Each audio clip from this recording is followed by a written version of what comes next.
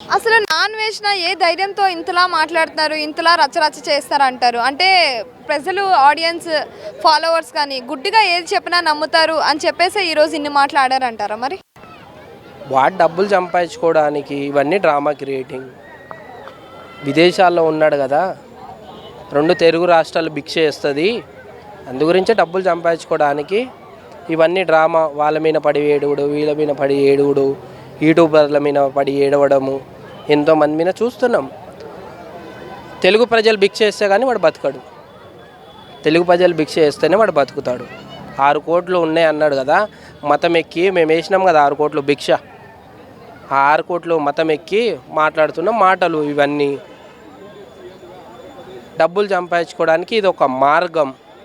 ఈ విదేశాలు తిరుగుకుంటా ప్రపంచ యాత్రికుడు అని పేరు పెట్టుకున్నాడు కదా, మరి ప్రపంచ యాత్రికుడు అంటే యాత్రికలు చేసుకుంటా అవేవో చూపిస్తాడు కదా ఆ వీడియోలో, అవి చేసుకుంటూ ఉండురా. బట్టతల నా కొడక నాన్ వెజ్గా ఎందుకు అందులో అవి చూపిస్తే డబ్బులు రావట్లేవా? మా మీద పడి ఏడుస్తున్నావే, అవి చూపిస్తే డబ్బులు రావట్లేవనే కదా. అందుగురించే మా మీద పడి ఏడుస్తున్నాడు. ఈరోజు అంటున్నాడు, మొన్న నిన్నన ఇవాళ, ఆంజనేయ స్వామి నా ఎన్నుకుండి నడిపిస్తున్నాడు. ఆంజనేయుని పవర్ గిట చూసినావు కదా ఈరోజు. నీ మతము, నీ ఆలోచన, నీ డబ్బు అహంకారము దిగే రోజు చూసినావు కదా. సనాతన ధర్మం అంటే ఏందో, సనాతన ధర్మం దమ్ము గిట ఈరోజు చూసినావు కదా. సబ్స్క్రైబర్స్ ఎంతోమంది దిగిపోతున్నారు, అది గిట చూసినావు కదా. అందుగురించే నోరు అదుపులో పెట్టుకొని మాట్లాడు. ఎవరు పడితే వాళ్ళని మాట్లాడితే నువ్వెవడివి అసలు మాట్లాడడానికి? ఎంటికేతో సమానం నువ్వెవడివిరా అసలు శివాజీ అన్న గురించి మాట్లాడడానికి, లేదంటే ఇక్కడ ఉన్న ఎంతోమంది యూట్యూబర్ గురించి మాట్లాడడానికి? వీడెవడు అసలు? నువ్వెవనివిరా? నువ్వు ఒక ఎంటికతో సమానము. నువ్వెవనివి? నీకు అక్కడ ప్రపంచ యాత్రికుడులో ఆ యాత్రికులు తిరిగి అవి చూపిస్తే డబ్బులు రావట్లేవు. అందుగురించే మా ఊరిని పడి ఏడుస్తున్నాడు. దేశానికి దోహం చేసిన వ్యక్తి ఈ బట్టతల నా కొడుకు నాన్ వెజ్ గాడు. ఇండియాకి వస్తే ముక్కల కింద నరికి గద్దలకి వేస్తా అని చెప్పిన వాడు ఏ క్షణం దొరికిన గిట నెక్స్ట్ క్షణం ముక్కల కింద నరికి నేను చచ్చినా సరే నేను ఒక్కడనే ముక్కల కింద నరికి గద్దలకు కుక్కలకు వేస్తారా అని చెప్పిన. నా కొడక అదుపు లేకుండా డబ్బు అహంకారం నోటికొచ్చిన సొల్లువాగుడు మాట్లాడతావా నువ్వు? ఈరోజు నీ మతం ఏందో దిగిపోయే అంతా నీ 6 కోట్లు నువ్వు ఎక్కడ ఏమేం చేసినావో అన్నీ బయటకు వస్తున్నాయి. త్వరలో అన్నీ బుద్ధి చెప్పే రోజు వస్తుంది నీకు. సో ఇప్పుడు సీతాదేవి, ద్రౌపదీదేవి వాళ్ళని సో ఇప్పుడు దేవుళ్ళే అంటే కళ్ళలోకి వచ్చి ఇప్పుడు ఆడవాళ్ళని క్షమించండి అంటే ఆడవాళ్ళతో మంచిగా మాట్లాడమని చెప్తున్నారు అన్నట్టు ఒక వీడియో అనేది రిలీజ్ చేశారు. సో దాని గురించి మీరు ఏం చెప్తారు? ఎవరు క్షమించారమ్మా? ఆడవాళ్ళు క్షమిస్తారని వీడు అనుకుంటున్నాడేమో. అస్సలు క్షమించారు. నిన్ను ఎవడూ క్షమించడు. ఇంకా నిన్ను క్షమించేదే లేదని డిసైడ్ అయ్యిండ్రు ప్రజలందరూ. నిన్ను క్షమించలేదు, నేను క్షమించలేరు గీట ఎవరు. ఆ డేస్కి తీసుకెళ్ళిపోయినావు నువ్వు. అందుగురించే నిన్ను ఎవరు క్షమించలేరు. నీ అంతటికి నీవే. మీ ఏస్తుకిస్తూ పైలోకంలో ఉన్న ప్రభు నరలోకానికి రమ్మంటుండు, పిలిపిచ్చిండు. అందుగురించే త్వరలో నువ్వు నరకలోకానికి వెళ్ళబోతున్నావు. అక్కడే రక్తం కక్కొని కుప్పగూలి చచ్చిపోతావు నా కొడక. అదే విదేశాల్లో అక్కడే కుప్పగూలి చచ్చిపోతావు. రక్తం కక్కొని నువ్వే చస్తావు నా కొడక. అంటే గరికపాటి మీద కూడా చాలా అంటే అనరాని మాటలు అన్నారు కదా. సో దాని గురించి ఏం చెప్తారు? నువ్వెవనివిరా అసలు మాట్లాడడానికి, రియాక్ట్ కావడానికి? నువ్వెవనివి అసలు? నువ్వెవడివి అసలు? నీకేం అవసరం అసలు రియాక్ట్ కావడానికి? నువ్వెవడివిరా? బొచ్చు కానివి నువ్వెవనివి అసలు? ఏది పడితే అది మాట్లాడతావా? శివాజీ అన్న గురించి గిట్ట ఏది పడితే మాట్లాడింది. సరే అమ్మ, శివాజీ అన్నని మహిళా కమిషన్కి పిలిచారు. శివాజీ అన్న గారు వచ్చారు. మరి బట్టతల నా కొడుకు నాన్ వెజ్ గాడు మహిళా కమిషన్ దగ్గరికి రాలేదు. అలాగే అనసూయ మేడము మహిళా కమిషన్ దగ్గరికి అనసూయ మేడం రాలేదు. నాగబాబు గారు రాలేదు. ఎందుకు రాలేదు? ఆన్సర్ మీ మహిళా కమిషన్, ఆన్సర్ మీ. ఎందుకు రాలేదు? బట్టతల నాన్ వెజ్ గాడు మహిళా కమిషన్ దగ్గరికి ఎందుకు రాలేదు? ఎందుకు మహిళా కమిషన్ వాడిని రప్పియలేదు? ఎందుకు తేలేదు? ఆన్సర్ మీ. వీళ్ళు ముగ్గురు ఎందుకు రాలేదు? ఈ బట్టతల నాన్ వెజ్ గాడు అలాగే మన నాగబాబు గారు అలాగే ఎక్స్పోజన్ చేస్తారు కదా అనసూయ మేడం. మరి వీళ్ళందరినీ ఎందుకు పిలిపియలేదు మహిళా కమిషన్ని? శివాజీ అన్ననే పిలిపించారు ఎందుకు? ఇక్కడే అర్థమవుతుంది. మా అన్న నిజం మాట్లాడాడు. నిజం లాంటి నిజం లాంటిది అంటారు చూసినావా? ఇప్పుడు నిజం బయటపడ్డది కదా. ఎందుకు పిలిపియలేదు మీరు? వీళ్ళు ముగ్గురిని ఎందుకు పిలిపియలేదు? మహిళా కమిషన్ ఆన్సర్ ఇవ్వాల్సిందే ప్రజలందరికీ ఆన్సర్ ఇవ్వాల్సిందే. వీళ్ళందరూ ఎందుకు రాలేదు? ఎందుకు మహిళా కమిషన్ పిలిపియలేదు? ఆన్సర్ ఇవ్వాల్సిందే. మళ్ళీ స్వేచ్ఛ లేదన్నారు కదా వీళ్ళు, మరి ఎందుకు పిలిపియలేదు వీళ్ళని? శివాజీ గారిని ఎందుకు ఇక్కడ ఉన్నాడని? మరి ఇక్కడే ఉన్నారు కదా నాగబాబు గారు, ఇక్కడే ఉన్నారు కదా మరి అనసూయ మేడం. మరి అక్కడ ఉన్న నా కొడుకు నాన్నగిట పట్టుకురమ్మను. మహిళా కమిషన్ ఎందుకు మరి సైలెంట్గా ఉన్నది? మరి ఇక్కడ ఉన్న నాగబాబు గారిని అనసూయ మేడం ఎందుకు రమ్మనలేదు? ఎందుకు రాలేదు? వాళ్ళు ఆన్సర్ ఇవ్వాలి ప్రజలందరికీ. ఈ మహిళా కమిషన్ అంటే శివాజీ గారు 2 మాటలు నోరు జారినందువల్లనే ఈరోజు రచ్చ చేశారు. సో ఇలాంటి వ్యక్తి ఇన్ని మాటలు గరికపాటి గారిని కానీ శివాజీ గారిని కానీ లేదా అమ్మాయిల్ని అందరినీ తిట్టారు. సో ఇలాంటి ప్రభుత్వము యాక్షన్ తీసుకోవాలి. వీని పట్ల ప్రభుత్వం యాక్షన్ ఒక కన్నేసి ఉంచాలి. వీని మీద ప్రభుత్వం కానీ సెంట్రల్ గవర్నమెంట్ కానీ వీని మీద కన్నేసి ఉండాలి. వీడు ఎటువంటి మాటలు మాట్లాడుతుండు, ఎవరి పక్క మాట్లాడుతుండు, ఎందు గురించి మాట్లాడుతుండు, ఇటువంటి నా కొడుకుని ఏం చేయాలి అని రాష్ట్రాల మధ్య ఎంత చిచ్చులో పెడుతుండు వీడు. అనరాని మాటలు అంటున్నాడు. అందుగురించే ప్రభుత్వం గిట్ట యాక్షన్ తీసుకోవాలి. ప్రభుత్వం ఏదో సైలెంట్గా ఉండిపోతుంది, వాళ్ళ పనిలో వాళ్ళు బిజీగా ఉన్నట్లు దేశాన్ని తిట్టుకుంటా వాడు. మరి ప్రభుత్వం ఏం చేస్తుంది అంటే ప్రభుత్వానికి అర్థం అవ్వట్లేదా? ఎవరేం చేస్తుండ్రు, ఎక్కడుంది ఏం చేస్తుండ్రు? ప్రభుత్వం యాక్షన్ తక్షణమే యాక్షన్ తీసుకోవాలి. ఈ నా కొడుకుని బట్టతల నా కొడుకుని ఇండియాకి తీసుకురావాలి. ఇండియాకి తీసుకొచ్చిన తర్వాత చెంచలు కూడా జైల్లో వేసి ఆ నాలుక అయితే ఏదైతే ఉందో అది కటింగ్ బ్లేడ్తో లాగి కట్ చేసేయాలి నా కొడుకుని. అప్పుడు కానీ ఇంక అన్నీ సరిగ్గా మాట్లాడడం కానీ ఎవరితోటి ఎందుకు మాట్లాడినాం ఈ నాలుక తీసేసారు కదా ఈరోజు, అప్పుడు బుద్ధి తెలిసి వస్తుంది వాడికి. అది త్వరలో చేయాలి. వీళ్ళు ప్రభుత్వం యాక్షన్ తీసుకోవాలని కోరుకుంటున్నా. మహిళా కమిషన్ గిట్ట వీళ్ళని పిలిపియాలి అందరినీ. మరి ఎక్కడెక్కడ ఏం జరిగిందో అవన్నీ సమాధానం చెప్పాలి. వీళ్ళు ప్రజలకి ఆన్సర్ ఇవ్వాల్సిన అవసరము బాధ్యత వీళ్ళకు ఉంది. అంటే ఇప్పుడు గరికపాటి గారి మీద ఒక యుద్ధం ప్రకటిస్తున్నట్టు కూడా వ్యాఖ్యానిస్తున్నారు. సో వాటిని ఎలా చూస్తారు? స్పందించాలన్న పద్మశ్రీ గారు కంపల్సరిగా స్పందించాలి. ఆయన స్పందించి ఆడి మీద తగిన కేసు పెడితేనే గవర్నమెంట్ కూడా స్పందించిద్దని మేము అనుకుంటున్నాము. ఆ దరిద్రుని ఇంకా వదిలిపెడతాం. ముఖ్యంగా మన తెలుగుడని మీరు ఊరుకోవద్దు గరికపాటి గారు. ఆడికి బుద్ధి జ్ఞానం అనేది వచ్చేలాగా చేయాలి అని నేను గరికపాటి గారిని కోరుకుంటున్నాను. ఆయనకు ఒక పేరు ఉంది, ఒక సొసైటీలో ఒక మంచి ఉంది. ఆయన చెప్పిన మాటలు వింటాం. ఆయన చెప్పిన ఎన్నో ఒక కామెడీ ఉన్నా కానీ ఎన్నో విధాలుగా ఉపయోగపడ్డాయి జనానికి. అంత ఆదరణ ఉన్న మీలాంటి వాళ్ళనే ఇలాంటి దరిద్రుడు వాగుతున్న వాగుళ్ళు మీరు పట్టించుకోవాలి. కంపల్సరిగా పోలీసుల దగ్గరికి వెళ్ళి మీరు స్వయంగా ఆ నీచుడి మీద, నీచుడు లాంటి నీచుడి మీద తగిన చర్యలు తీసుకోవాలని చెప్పేసి కోరుకుంటున్నాము. ఇప్పుడు అంటే ఇప్పుడు శివాజీ గారు చేసిన కామెంట్స్కి ఇప్పుడు ఉమెన్ కమిషనర్ గారు పిలిచి కౌన్సిలింగ్ ఇచ్చారు కదా. సో ఇప్పుడు ఎట్లా నాన్ వెజ్ ఇంత దురుసుగా వ్యాఖ్యానిస్తే ఎవరు పట్టించుకోవట్లేదు. సో వీటిని ఎలా చూస్తారు అన్న? స్పందించారన్న. మన ఈరోజు మధ్యాహ్నమే హైదరాబాద్ పోలీసులు ప్రెస్ మీటింగ్లో విన్నాను. ఎస్ఐ గారు ఎవరు మాట్లాడుతుంటే విన్నాను. యూట్యూబర్ని ప్లస్ ఇన్స్టాగ్రామ్ని ఇద్దరిని పిలిచాము. ఆయన డేటా మొత్తం తీసుకున్నాము, వదిలిపెట్టాం.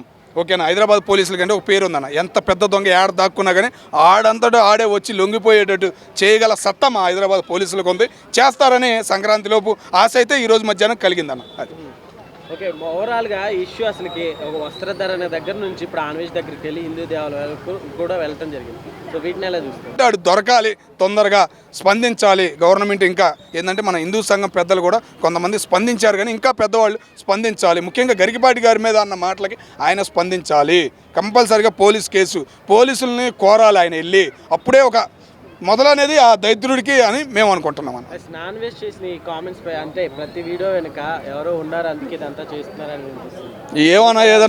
ఏదైనా యూట్యూబర్ కానీ ఫేస్బుక్ కానీ ఏదైనా ఆఫర్ ఇచ్చాడేమో అని అనుకోవాలి. ఎందుకంటే మొన్నటిదాకా బెట్టింగ్ యాప్లకి ఒక దెబ్బ కొట్టిన వ్యక్తి ఆయన, ఒక మంచి పేరు తెచ్చుకున్న వ్యక్తి. ఏదో బంపర్ ఆఫర్ ఇచ్చారేమో, ఏమి ఈ సంవత్సరంలోపు ఏదైనా చేయాలని ఏదైనా డబ్బులు ఆశ చూపారేమో అనే ఫీలింగ్ కలుగుతుంది ఆయన మాట్లాడిన మాటలు. కానీ అడు విన్నాను, నేను 4-5 వీడియోలు విన్నాను. వినాయకుడు నిన్ను క్షమించడు, ఆయన్ని తిడతానంట, మన వినాయకుడు క్షమించడంట. వీడు తిట్టే పాపిస్తూ మాటలకి వినాయకుడు ఆయన్ని క్షమించారా?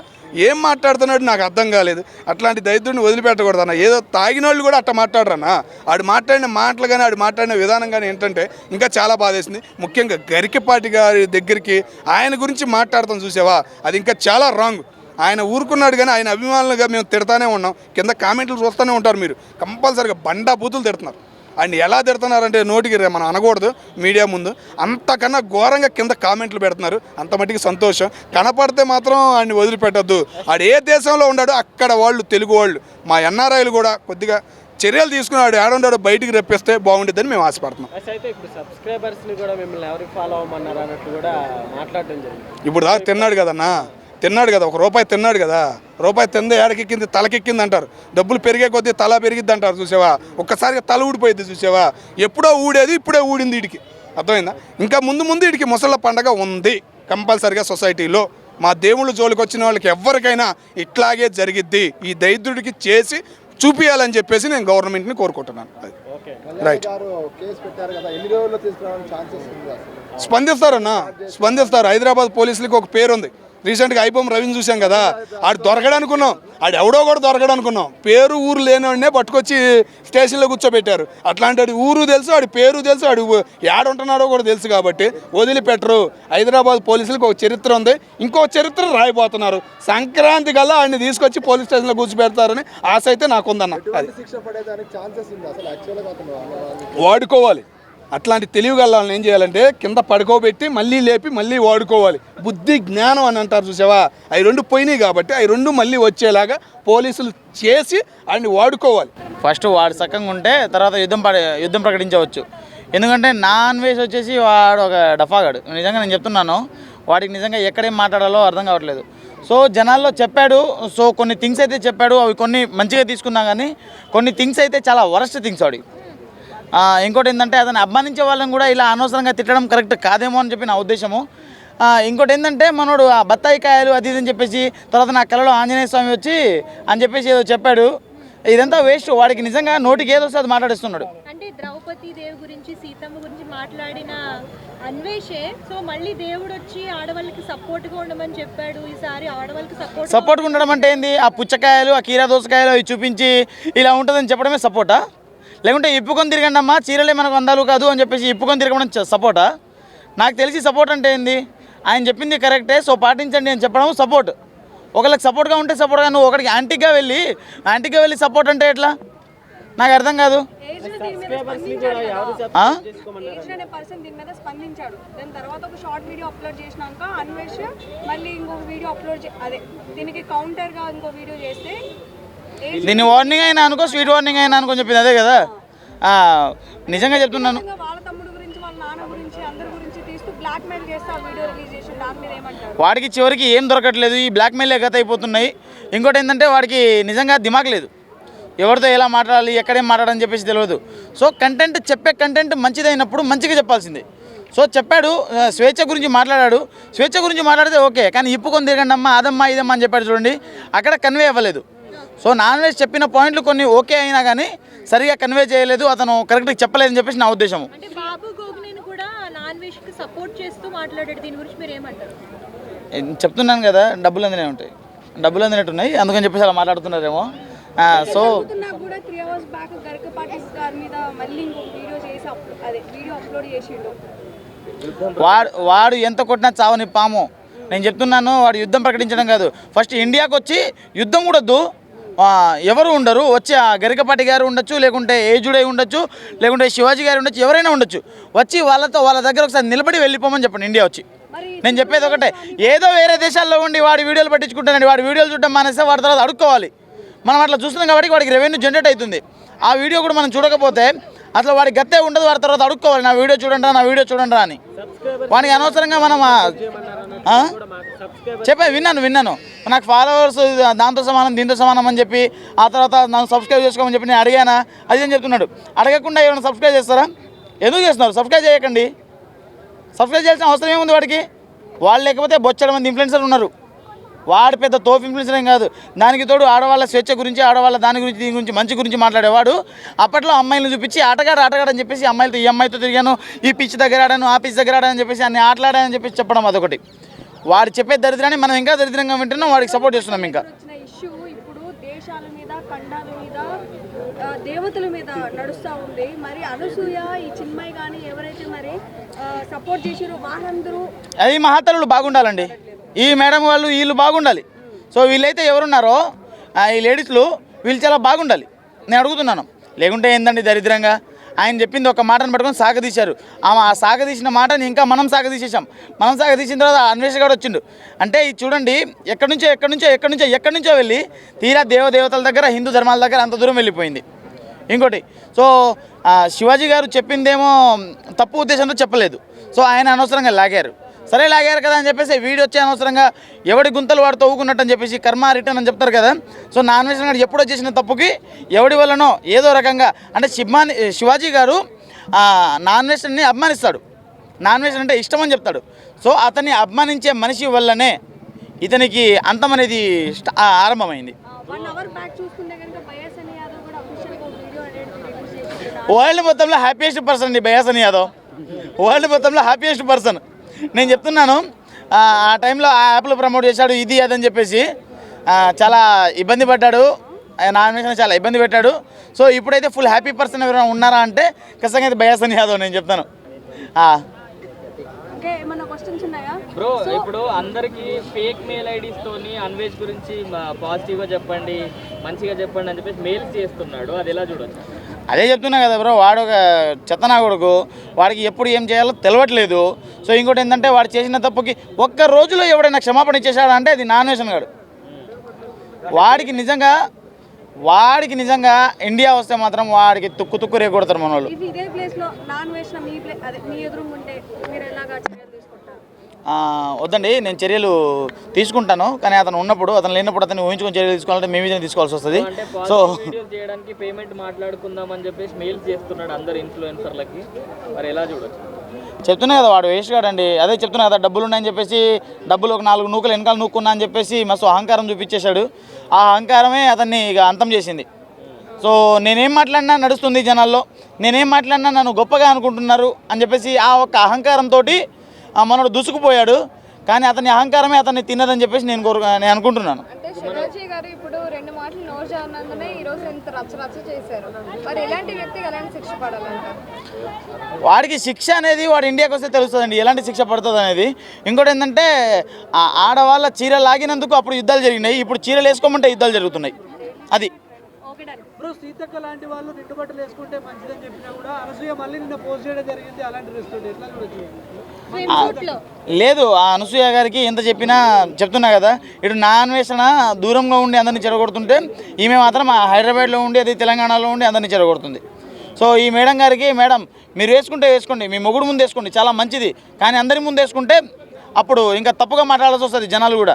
సో ఒక అమ్మాయి చెప్పేది వినండి, మీ బాడీ మీ ఇష్టం కదా. సో నేను చెప్తాను, ఒక అమ్మాయి నిండుగా బట్టలు వేసుకొని పోతే ఒకటే చూసి ఈ అమ్మాయి చాలా మంచిదిరా అని చెప్పేసి ఒకటే లైన్ వేస్తాడు, ఒకటే ట్రై చేస్తాడు. కానీ నువ్వు బట్టలు ఇప్పుకొని చెప్తావు వస్తావా అంటాడు వాడు.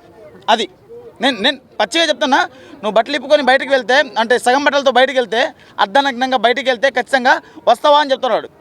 సో అలాంటి ఫ్రీడమ్ ఎవరికైనా ఇవ్వద్దు. ఒక అబ్బాయిగా నేను కూడా చెప్తాను, అమ్మ తల్లి జాగ్రత్తగా ఉండమ్మా.